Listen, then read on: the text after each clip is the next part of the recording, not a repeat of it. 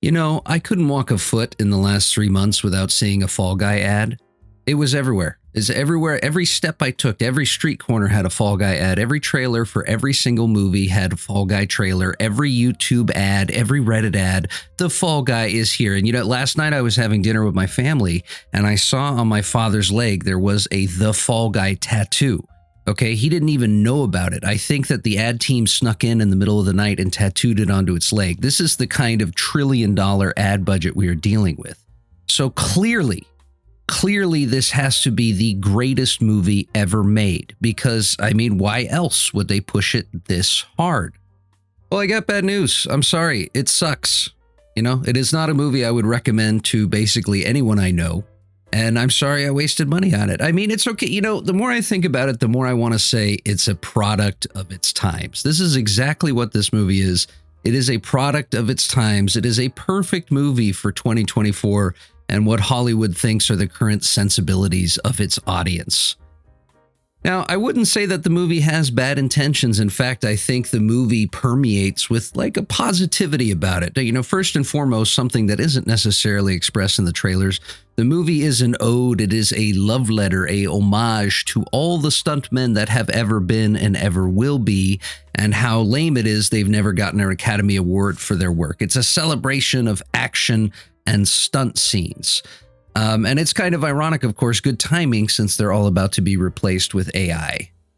Unfortunately, despite the best intentions, it just winds up being a grab bag of multiple genres kind of pushed together in an unsuccessful way. A successful example when I was watching this movie reminded me of Kiss Kiss Bang Bang. If you haven't seen an excellent kind of cult classic at this point, which basically revived Robert Downey Jr.'s career, which is about a nobody coming into town and suddenly becoming a detective thrust into all these situations.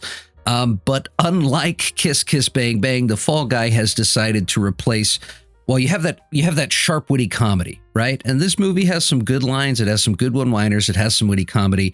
You've replaced the serious, horrific nature of sun scenes, creating this well-balanced diet, this excellent movie with just meaningless, crappy action scenes that go on way too long. I thought I was watching John Wick 4, except there's no point to them for the most part, except that the whole movie is these action. This is the point of the movie. We're stunt guys. We're celebrating it. So let's have cool action scenes. But for me, it just overstays its welcome.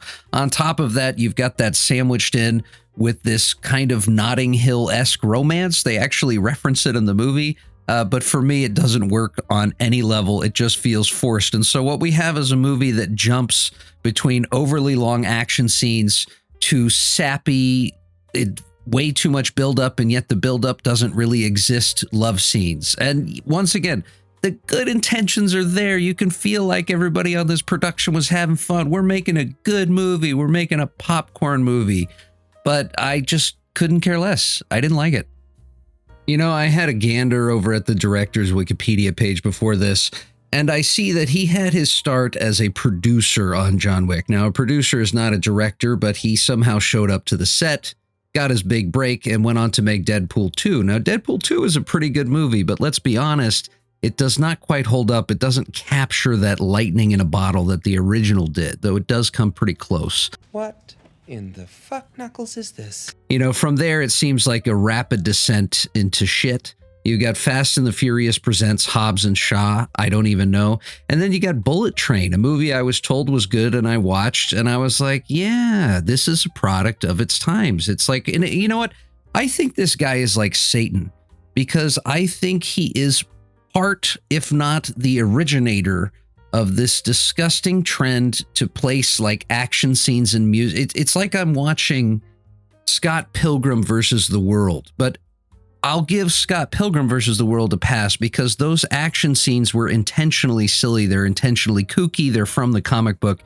And yet now we live in this era where these movies come out where we have these action scenes that are now always intentionally stupid and silly, overlaid with some 1970s, 80s beat that's supposedly hip. You got the slow motion cuts. Nothing's really serious. And because it's supposed to be silly, I just don't really care. It's not fun for me. It doesn't provoke an emotional response in me. In fact, it just kind of pisses me off.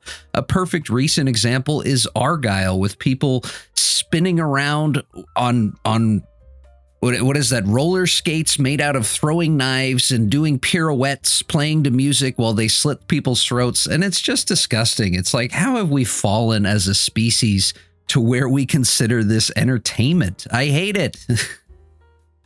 And you might not realize this, but what made Deadpool so awesome was that the comedy was so fresh. It was so original. It was so dry. It was so laced in sarcasm. And it was just perfect at that moment. But at the same time, the movie had stakes. The movie had emotion. The movie had great action sequences. And while some of it was silly, and once again, maybe this is a progenitor of this, that was part of what the movie was about. He's a character that can get his head cut off and it grows back. But now every movie is like this. It's like there's no escape. And for God's sakes, give me some serious heart-wrenching. I mean, I had to go home and I had to watch Pulp Fiction to like cleanse the palate. So what is the plot? The movie basically already happened before it starts. It's a stuntman. He's a cool guy. He's the best of the best, and he's about to do a stunt. He's in love with one of the camera ladies. They're having a wonderful love affair. He gets into an accident on set. He breaks his back and he goes into seclusion. His life restarts. He's too ashamed. He doesn't want to talk to the woman he loves because his physicality is everything. And so thus, having lost that, he's lost who he is. And it sounds a lot better than it actually shows up on screen when I'm saying it, because that is an interesting story. Everybody likes a man starting from scratch, a road to redemption. Unfortunately, his broken back doesn't really play a role. In fact, we notice his broken back in one scene, and after that, it doesn't really exist anymore because he gets thrown around and beat up more than John Wick in any of his movies, and that's already beyond a superhuman element. So the broken back never really comes into play. He gets invited to the new movie set, and once again, a la Kiss Kiss Bang Bang, the love of his life is there, who he's trying to reunite with, and his appearance there is part of a much darker, overarching plot. But unlike Kiss Kiss Bang Bang, it's not really believable. It's just kind of stupid. The dialogue is, there's some witty one-liners, there's some funny moments there, but in general, the dialogue is lackluster, and since the movie is 2 hours of action set pieces, there's not all that much of that to begin with.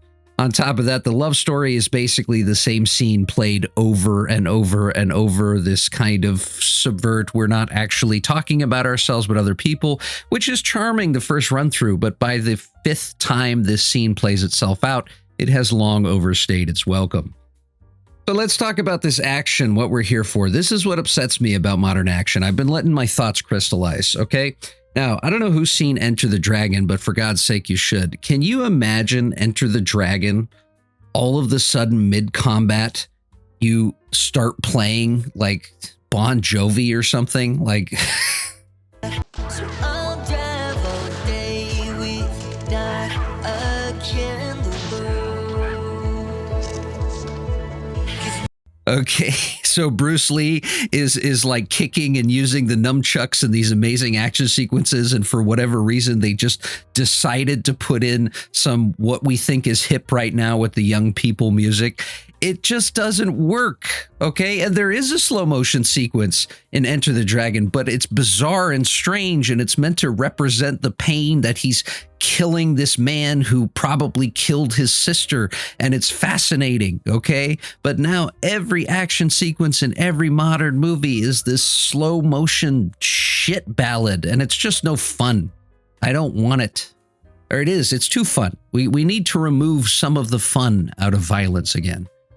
So as for the performances, you got good old Ryan Gosling. You know, where can you go wrong? Everybody loves Ryan Gosling. He's cool. He killed it in Barbie. He killed it in Blade Runner 2049. He's killed it in basically every movie he's ever been in. He's a likable guy. He's cool. He's doing his best. He holds up the movie, and I doubt another man could have made this movie as entertaining as it is for how empty and pointless it all is. You know, Emily Blunt. She's likable. Who doesn't like Emily Blunt? You know, once again, like Ryan Gosling, these are bankable stars. Everybody likes Emily Blunt. She's getting a little older. Looks like she's got some surgery there, but she does okay with the role and this kind of badly written romance. It kind of, what's interesting? It reminded me of Night and Day, Knight. Does anyone remember that? Because I don't really either. The whole reason I remembered that movie was it reminded me of this kind of similar enterprise where these aging stars were now going to engage in this pointless action movie that didn't have a message for anyone. I do want to shout out to Aaron Taylor Johnson playing the actor to Ryan Gosling's stunt double, who I just don't like him pretty much in anything I've ever seen him in, which is very scary considering he's considered to be the absolute contender for the next James Bond. So that does worry me as a huge James Bond fan because I don't really like the guy. I should mention at the very end of the movie, there's a cameo by Lee Majors, the $6 Million Man, who I basically know from childhood of his little cameo in Scrooge. It's Lee Majors, the $6 million man. Santa, is there a back way out of this place? Of course there is, Lee. I looked this up. Apparently, this movie is meant to be a callback to some old television show from the 60s and the 70s that he was in, but nobody really cares. So that's it. You've got a made movie for the times, by the best of the best in Hollywood. They put all the good actors. They had great intentions. It's an ode to stunt people. It's an ode to action. The summer starts with the Fall Guy, as I saw in one trailer. But unfortunately for me, and I think for the world in general, next year, or maybe even next month, will anyone know or care about this movie? I don't think so. It's not the kind of movie that says to me, man, I really want to watch The Fall Guy 10 years from now. So, do I regret seeing it? Yes. Do I think you should see it? No. I think actually a lot of bangers have been coming out, and I haven't been making videos because I'm a loser. But quite frankly, in the last month, we've had some awesome movies. You've got King of Kong, which a movie it's so stupid that it's awesome. You've got Civil War that's gripping onto that 28 Days Later, that Children of Men intensity. I mean, that is a memorable experience. Go see that movie. You've even got Monkey Man, which is basically an homage to every action movie ever made, which, by the way, does violence and action far, far better than this movie ever could. So you got 3 movies in theaters right now. Go see those. Do yourself a favor. Skip out on The Fall Guy. And I'll see you guys later. Bye.